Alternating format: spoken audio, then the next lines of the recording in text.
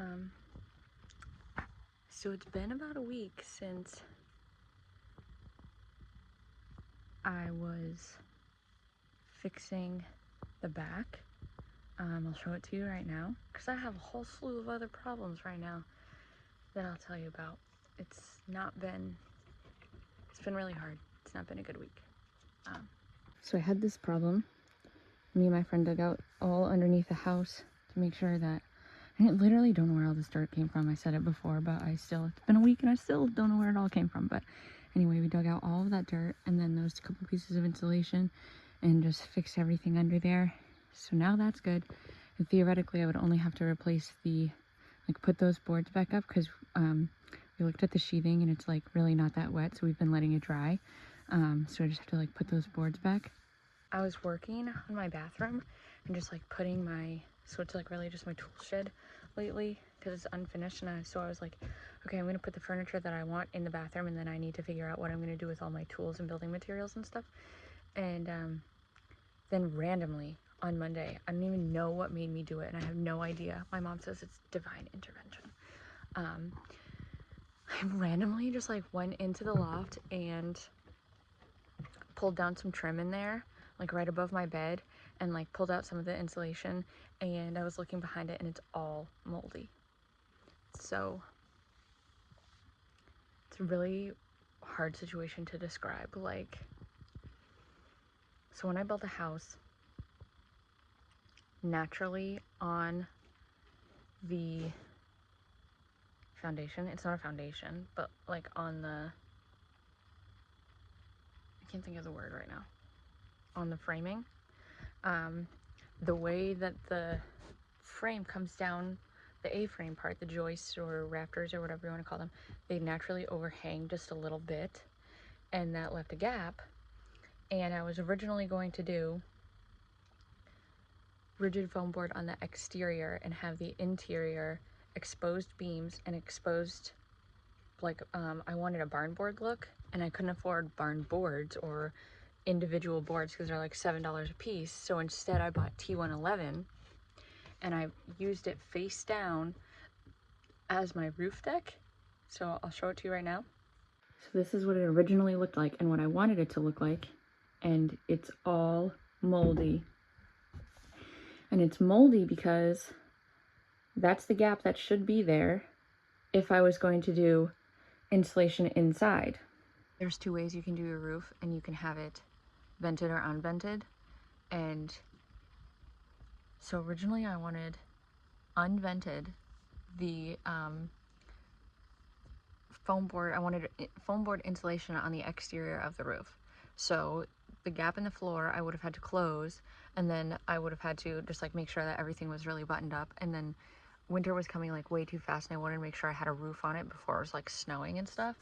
So I had to abandon the foam board on the outside idea, and I had to switch to doing foam board on the inside, which was fine because then that's a vented roof. So I would have had to keep the gap that's at the bottom of the floor. And then when I was doing the sheathing on the outside, I left a gap at the top because then the air vents out. It comes up through the bottom hole, vents over your insulation inside, and then out. But a couple of problems that I've had is a friend of mine was like, oh my God, you don't want that gap there. You need to spray foam that.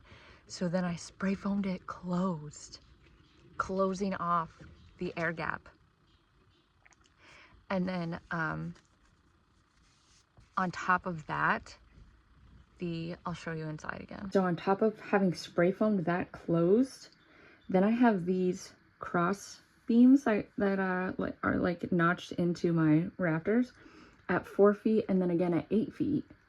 And so then putting the rigid foam board insulation, it took up all of that space. And then there's those beams, so no air could go up or down and was just trapped in each of these pockets, trapped there and then trapped there and then trapped in the top. And because I spray foamed that, and then I spray foamed the very top as well, a lot of moisture and air and, all that was trapped in there. And so now everything is moldy. So I'm right now I've taken all of my belongings out. They're all over the porch. They're everywhere. I think I need to get a storage unit because this is gonna take a while to fix it. So right now I've been wearing this nice mold mask and these mold goggles, and I've been going inside, and today I took the wall down from the inside and I took all the insulation out, and now I'm going to take the roof off and take off the Tyvek and take off this ruined like barn board stuff. And then my dad, we're going to Home Depot tomorrow, and I'm just gonna buy OSB and like regular OSB sheathing, and we're gonna put that back on and put the roof back on. And then I think what I'll have to do to remedy the insulation not fitting, I have to get new insulation because, I mean, this insulation isn't even wet or anything, but it's like, I don't know, it scares me. I don't want to use it.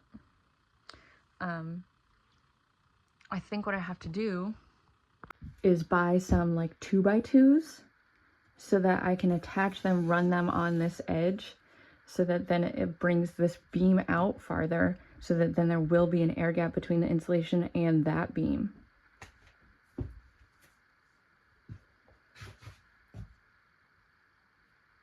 Literally my worst nightmare because I was so close to being done. And now I feel like I'm starting over. I have to tear my house down to the studs and take the roof off. So, but I think it's like it easily could have been avoided, obviously. And I think like me and my friend just got my installation.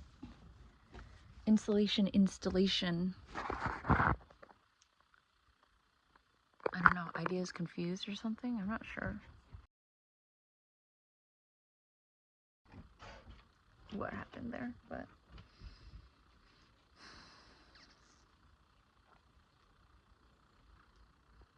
yeah. I have already gone through the 7 phases of grief or whatever it is, and I've considered thoroughly burning my house down. I jokingly invited all of my coworkers this weekend, it's Saturday right now, jokingly invited them to a very large bonfire. I was like, if you want to, you know, if you first of all, if you want some scrap metal roofing, but second of all, if you want to come to a really big bonfire, I could throw a rager. I don't know, but now I am in work mode and I'm gonna fix it.